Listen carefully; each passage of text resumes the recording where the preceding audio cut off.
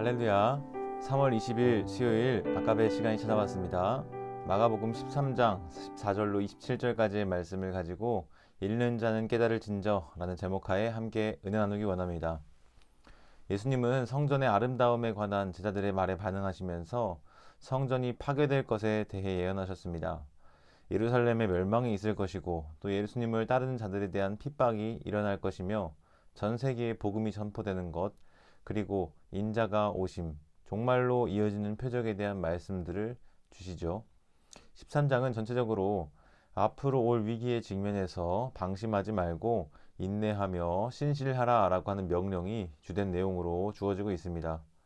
오늘 살펴볼 본문은요, 성전의 멸망이 시작되기 직전의 상황에 대해 언급하고 있는 것과 또 뒤따르게 될 환란, 그리고 거짓 선지자와 거짓 메시아의 등장에 대한 경고를 담은 내용이 나타나고 있습니다.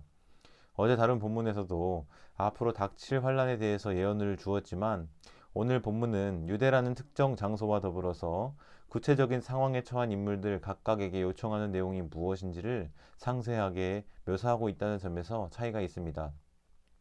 앞서 13절에서는 환란과 어려운 상황이 닥쳐온다고 할지라도 끝까지 견디는 자가 구원을 받으리라 하였듯이 인내와 견딤과 같은 수동적인 권면으로 마무리를 지었습니다. 그런가 하면 오늘 말씀에서는 그보다 더 적극적인 행동과 태도를 촉구함으로 시작하는데요. 14절을 제가 읽어보겠습니다. 멸망에 가증한 것이 서지 못할 곳에 선 것을 보거든 읽는 자는 깨달을진저 그때 유대에 있는 자들은 산으로 도망할지어다. 여러분, 여기 말씀을 보시면 무언가 신호탄과 같은 일을 보게 된다면 유대에 있는 자들은 산으로 도망하라 라고 합니다. 왜 그렇습니까? 이제 그 신호탄을 기점으로 큰 재앙과 환란이 닥쳐오게 될 것이기 때문입니다. 그 신호탄이라고 하면 멸망에 가증한 것이 서지 못할 곳에 선 것입니다. 이것이 무슨 의미일까요? 사실 구약적 배경을 고려하지 않으면 본문 내에서는 해결할 수 없는 문장입니다.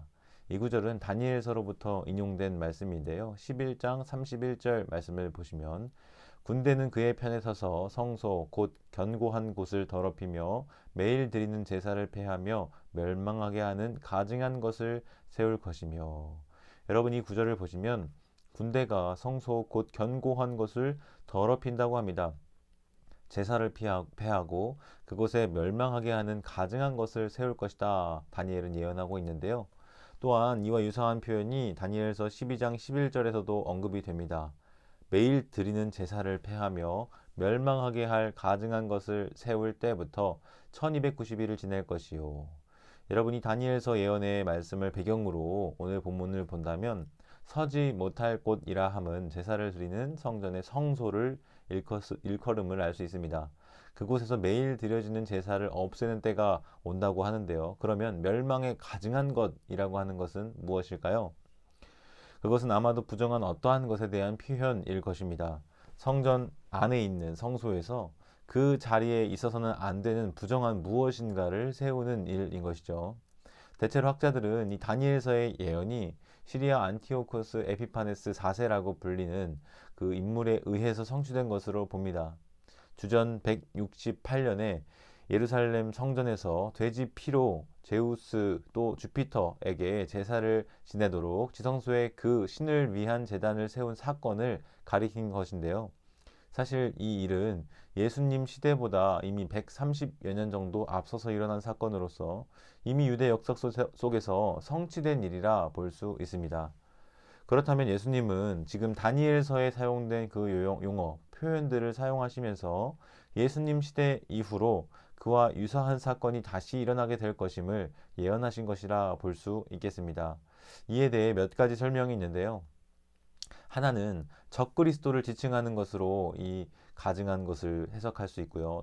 또 하나는 유대 전쟁을 이끌었던 로마 장군 티투스가 성전을 파괴하고 거룩한 지성소에 난입한 사건을 가리키는 예언으로 볼 수 있다고 보는 입장도 있습니다. 또 다른 하나는 로마 황제 칼리굴라가 주후 40년 정도에 자기의 형상, 조상을 예루살렘 성전에 세우도록 명령한 사건을 일컫는다고 보는 입장도 있고, 또 마지막으로는 유대 전쟁이 발발하던 주후 67년, 68년경에 열심당이 시몬의 아들 엘레아자르의 도움을 받아서 성전을 점령한 이후에 임의로 대제사장을 파니아스로 세웠던 사건을 가리킨다고 학자들은 다양하게 추측을 하는데요. 이 모든 것들이 사실 나름대로 설득력이 있지만 그럼에도 불구하고 예수님의 예언의 목적이 꼭 어떠한 특정 역사의 사건을 지칭하는 데 있지는 않았다는 점을 우리는 고려할 필요가 있습니다.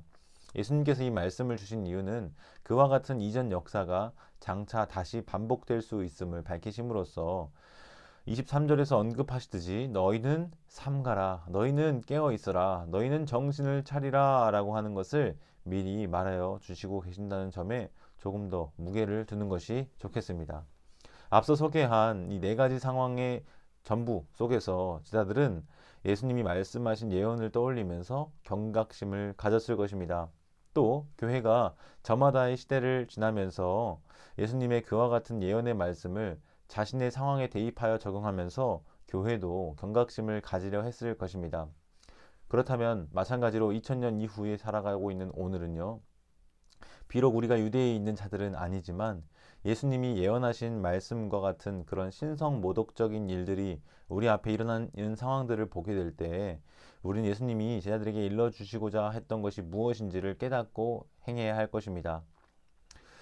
이어지는 15절 이하로는요. 부정의 형태로 권면이 주어지고 있는데 지붕 위에 있는 자는 내려가지도 말고 집에 있는 무엇을 가지러 들어가지도 말며 밭에 있는 자는 겉옷을 가지러 뒤로 돌이키지 말지어다 라고 말씀하십니다.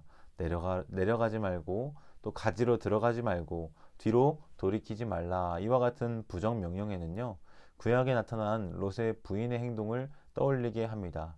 천사의 인도를 받아서 그 멸망할 성 소돔으로부터 탈출했는데 뒤돌아보지 말라는 그 권면을 무시하고 뒤를 돌아보아 소금 기둥이 되었던 그 롯의 철을 기억하실 것입니다. 그와 같이 뒤를 돌아보지 말고 뒤로 돌아가지도 말라라고 권고하고 있는 것입니다. 집 안에 들어가서 생필품을 챙기는 일도 또 밭에 일하던 자가 일하기 위해서 뒤에 벗어두었던 겉옷을 다시 입는 일도 사실은 도피 생활에 있어서 기본적인 생필품을 준비하기 위한 것이지만 예수님은 그러한 기본적인 일마저도 포기하라고 말씀하고 계신 것이죠. 왜 그럴까요?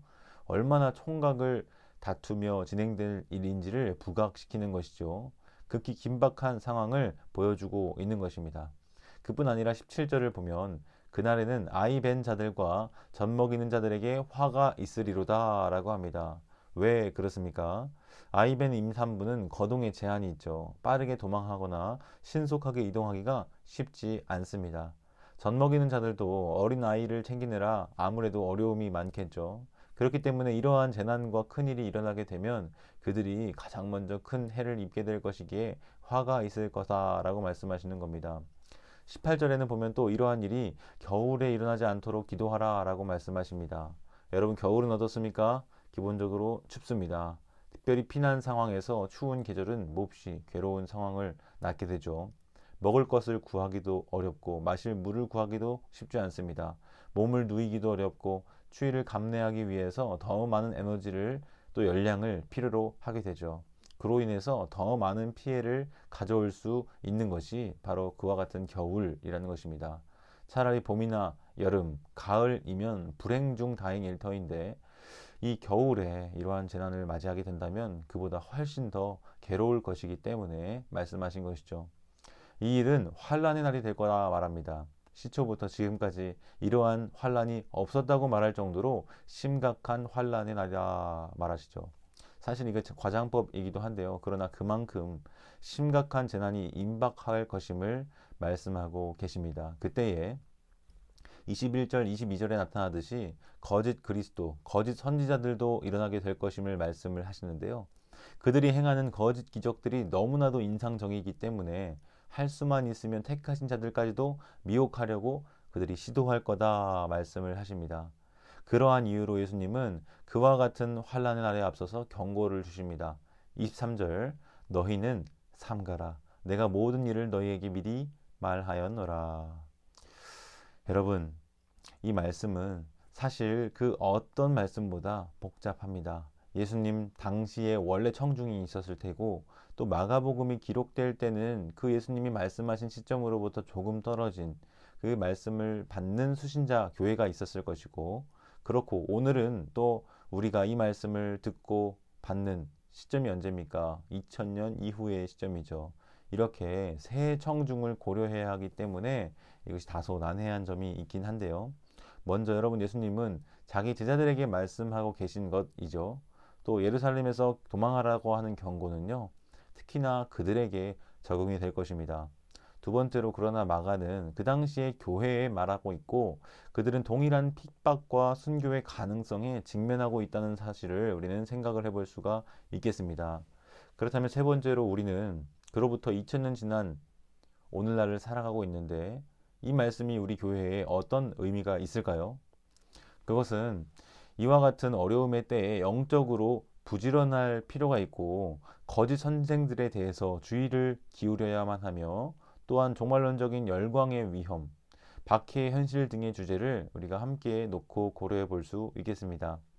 예루살렘 성전은 이미 무너졌고 재난은 역사 속에서 이미 일어났습니다. 그러나 우리가 기억할 것은 그와 비슷한 류의 또 다른 재난이 끝나지 않고 다시 일어날 수 있다라고 하는 것이죠.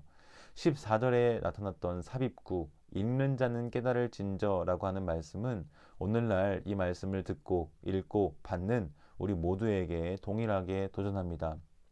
너희는 삼가라. 내가 모든 일을 너희에게 미리 말하였노라. 사랑하는 성도 여러분, 그 말씀을 기억하면서 오늘 이 하루도 주님 다시 오시는 그날까지 삼가며 깨어 근신하고 주의 오심을 준비하고 기다리는 우리의 삶이 되었으면 좋겠습니다. 기도하겠습니다. 사랑의 하나님 아버지, 오늘 이 말씀을 통하여 당차 우리에게 닥쳐올 환난과 그 어려움의 때에 어떻게 처신해야 하는지를 미리 보고 배우게 하시니 감사를 드립니다. 비록 예수님 당시의 성도들에게 주어진 말씀, 또한 마가복음이 기록될 당시의 교회들에게 주어진 말씀이지만 동일하게 2000년 이후에 오늘날 교회들에게도 주어진 말씀인 줄 믿습니다. 읽는 자는 깨달을 진저라고 하신 주의 깊은 뜻을 우리로 헤아리게 하시고, 말세에 주님이 다시 오시는 그날까지 어떻게 처신하고 행동해야 할지를 늘 염두에 두고 살아가는, 주의 오심을 믿음으로 기다리고 준비하는 모든 성도들 되게 도와 주옵소서. 오늘 이 한날도 그렇게 살아가기를 소망하옵고 예수님의 이름으로 기도드립니다. 아멘. 오늘 이 하루도 주의 말씀을 기억하며 붙잡고 살아가는 여러분 되시기 바랍니다.